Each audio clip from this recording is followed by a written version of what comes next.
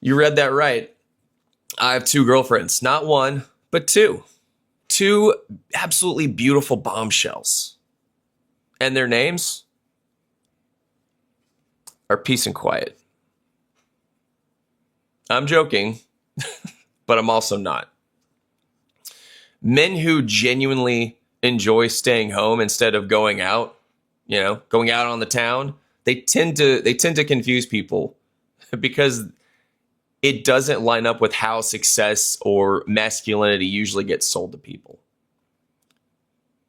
This solitude, this staying home thing, it gets mistaken a lot for avoidance when often it's just a preference.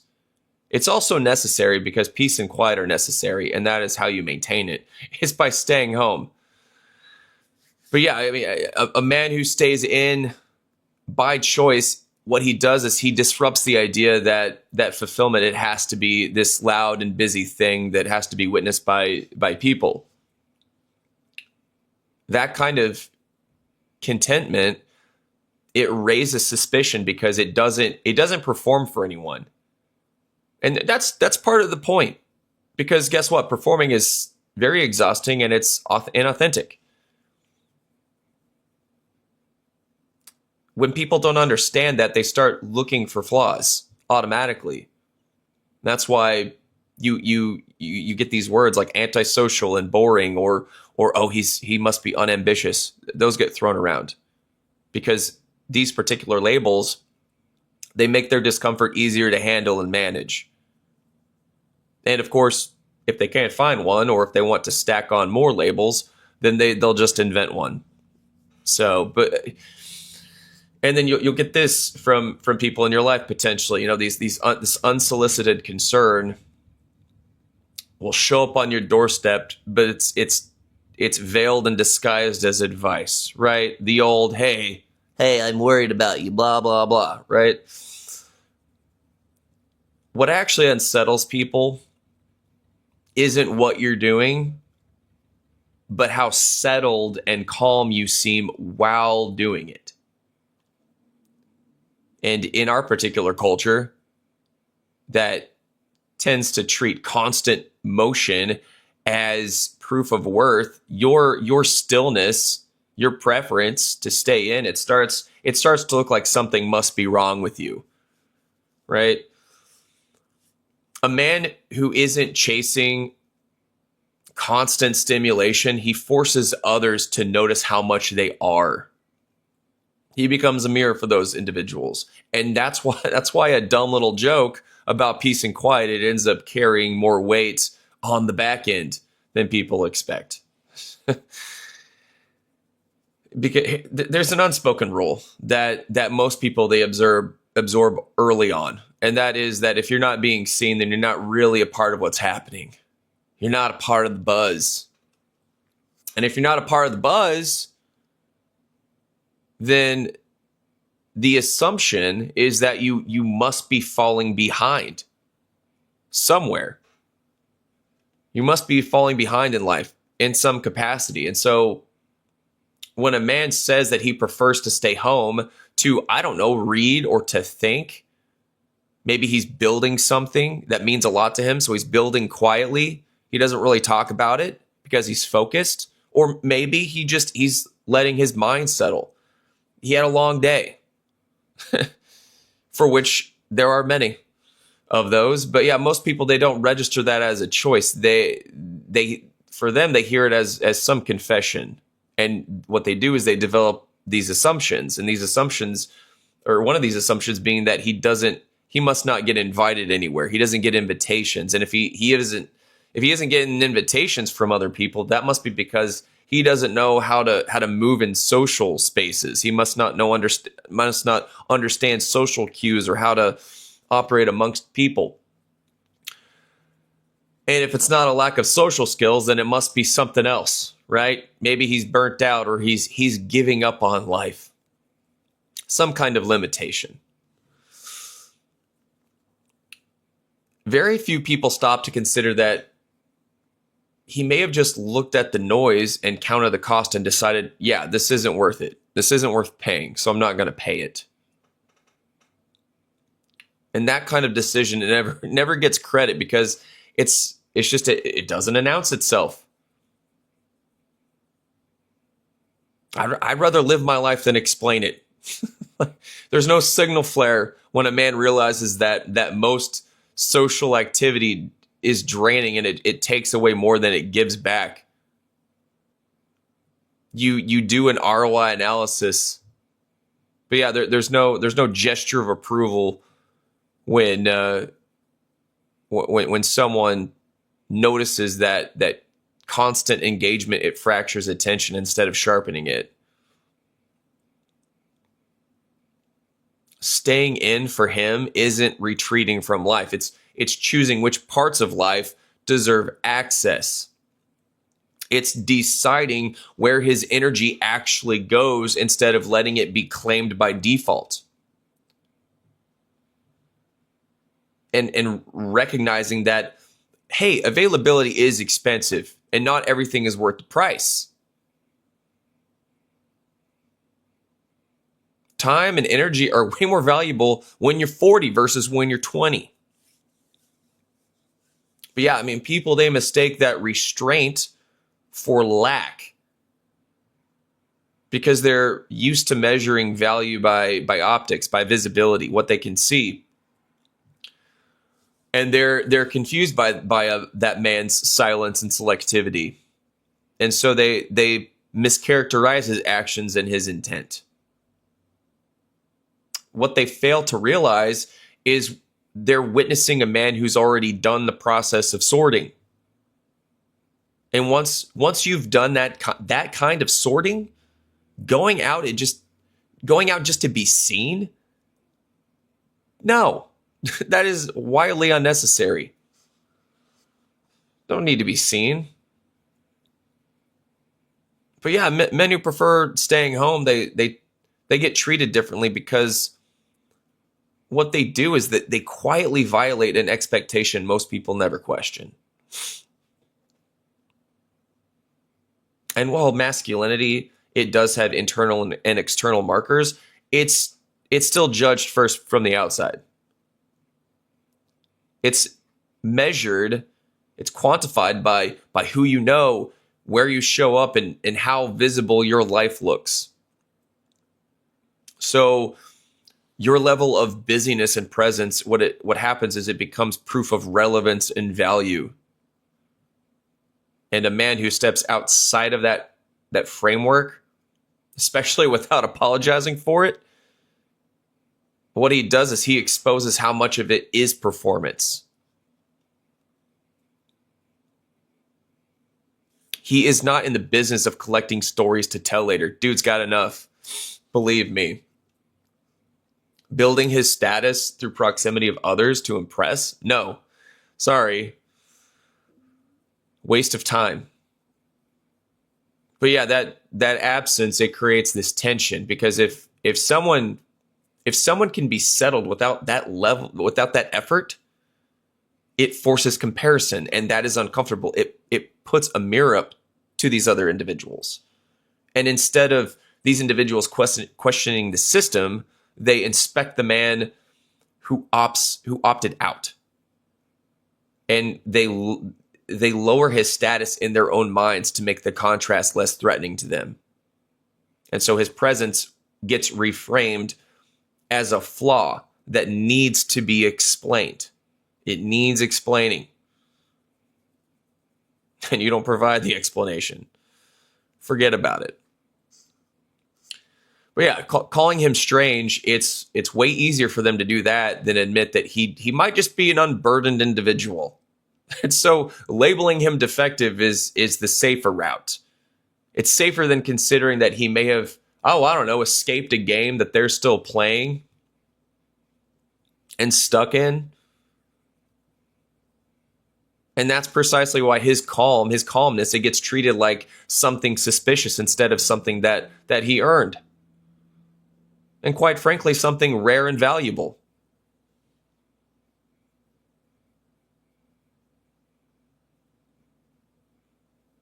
And this is a very crucial part here that I'm about to say, because a lot of people aren't privy to this. They miss it entirely.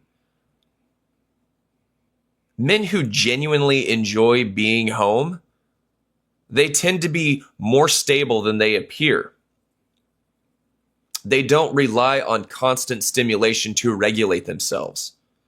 Silence doesn't unsettle them, not in the slightest. They can sit with their own thoughts without needing to escape them. That ability alone is rare and valuable, especially in 2025 going into 2026. It will forever be valuable and rare.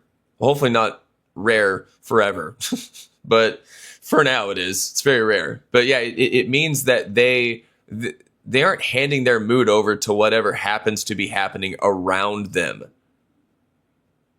It doesn't shift with whichever way the wind is blowing. They tend to pause before they speak instead of being reactive. They don't react on impulse. They'll respond if it's merited. They're not reactive in the slightest. They're also very perspicacious individuals in that they notice patterns because their attention isn't fragmented. They aren't distracted. They have focus. And they conserve energy instead of burning it just to look busy and impressive to other people. What was that? There was a quote from Garden State. I forgot the guy that digs graves. He was hitting his bong, and he was telling Zach Braff's character, Largeman, that I forgot what is that quote? He says something about he doesn't care about being impressive. He sleeps better. And there is a lot of truth to that statement while he's in his tighty-whities hitting his bong. But I digress. I wish I knew the exact quote. I'm just paraphrasing, but it's apropos for what I'm talking about. But yeah, there's a lot of energy conservation going on, especially in your 40s versus your 20s. But yeah, they're more intentional. You're more intentional, a man who stays home. Whatever you're building it slowly and deliberately. And these men, they choose relationships very carefully because they aren't trying to fill empty space. There is not a void that they're trying to fill. And none of this makes them dull. It makes them selective. And selectivity in the culture that we live in, well, it almost guarantees misunderstanding. And these men that stay home, they tend to be the best men that you can possibly know because like I said, their attention isn't scattered. When they show up, they're actually present. And by God, they are committed individuals. When they commit to something, they don't hedge their bets and keep 1 foot in, 1 foot out. They are 10 toes in. And when they listen, by God, they're listening. They are intent. They aren't up in their heads just rehearsing their next line or scanning the room, playing a solo game of I Spy while you're talking to them. They hear you. They are seeking to understand you. If you are a person of depth, well, by God, they want to swim in your ocean. God, that was cheesy, but you get it.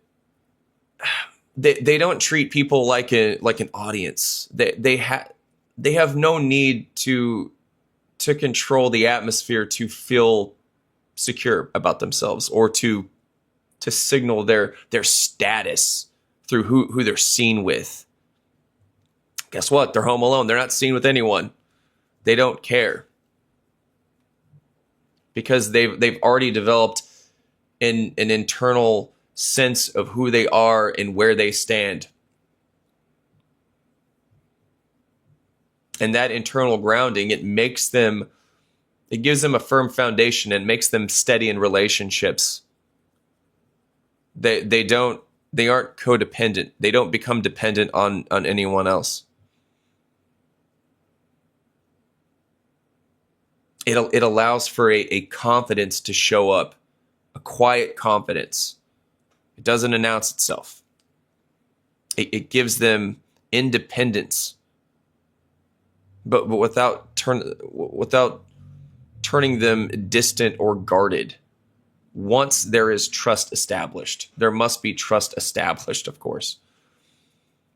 But they don't need other people to fill gaps in their identity. Hence why they're steady in relationships without becoming dependent. That's what I mean by that.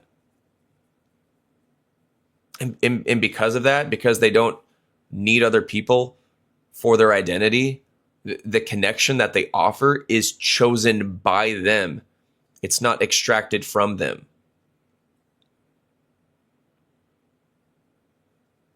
And chosen connection, it tends to be the kind that lasts because it's real. It's authentic.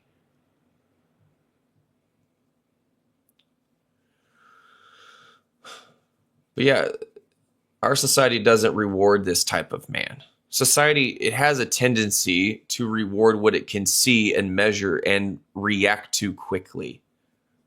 That's precisely why depth doesn't register well in systems that are built around attention, for which there are many. The stillness doesn't signal value in cultures driven by visibility and optics. Therefore, men who perform, who don't perform, who prefer not to perform, they don't feed that economy. They aren't constantly visible. They aren't amplifying trends. They aren't broadcasting their inner life. They don't reinforce the idea that being alive means being everywhere at once, all the time. And because of that, they don't fit neatly into incentive structures, especially ones that shape status. There's no obvious way to reward someone who isn't asking to be noticed. But yeah, so instead of being elevated, they're overlooked and excluded, and often quietly, but the message is still received nonetheless. We get it. But yeah, I mean, this kind of man, this isn't the kind of man the system knows how to use. And anything that can't be easily used rarely gets encouraged. That type of man isn't one that they want replicated. No, there's a lot of social engineering going on right now to make that possible, so that type of man is not replicated. But yeah, and for good reason. If you're a student of history and totalitarianism, it makes sense as to why that is. But that's, of course, a heavier topic for another day, and one that I have covered in previous videos and will continue to cover in future videos. But yeah, I mean, there's a paradox I want to talk about with this. I mean, a great example of how men who stay home are often written off early is in romantic relationships. But what many don't seem to realize is that they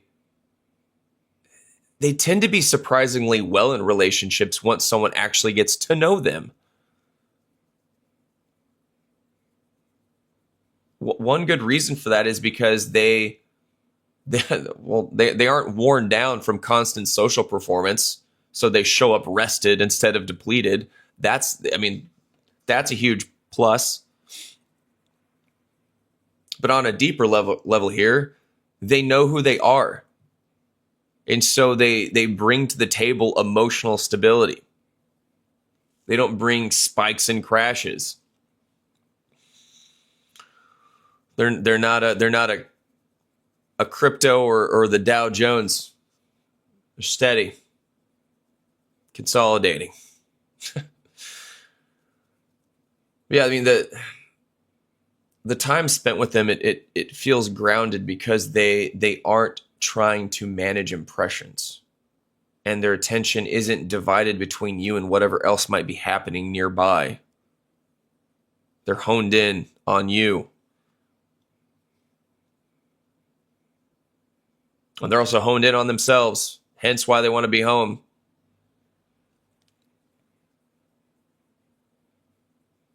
Got to work on yourself to be useful to someone else,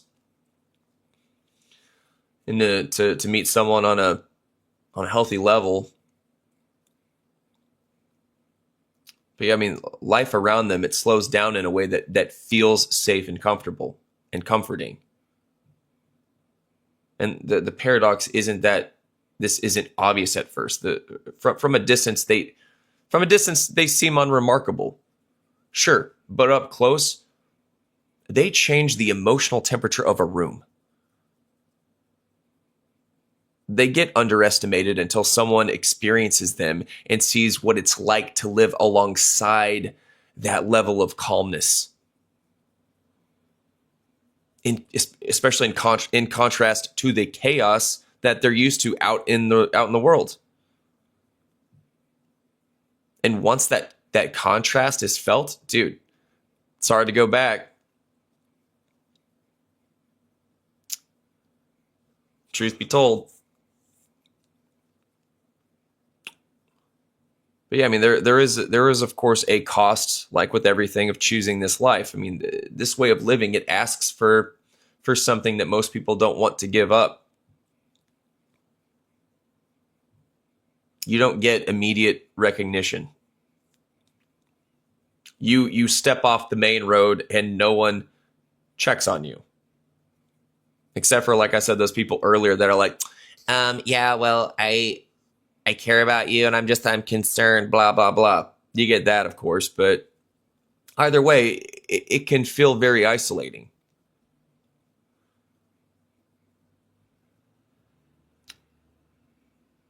So there is that.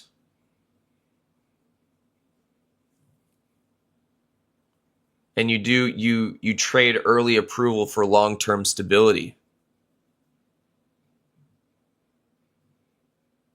You give up being everywhere so that you can be solid somewhere. And the return takes time. It's delayed gratification.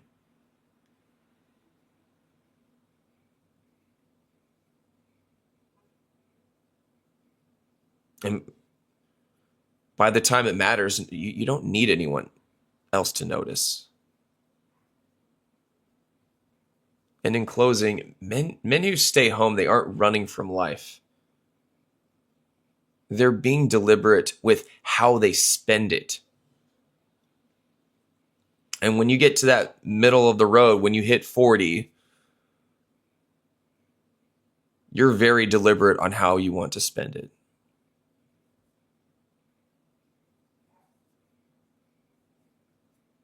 And these men, they learn early that peace doesn't happen by accident. And it has to be guarded at all costs. All costs, it must be guarded. So if you're that man, the one who prefers to stay home in the quiet, in the order, and in the depth, you relish these things, you crave these things, and there's nothing that you need to defend. You don't owe explanations for a life that works. The right people, they recognize it without being told. And the ones that are unsettled by it were never meant to.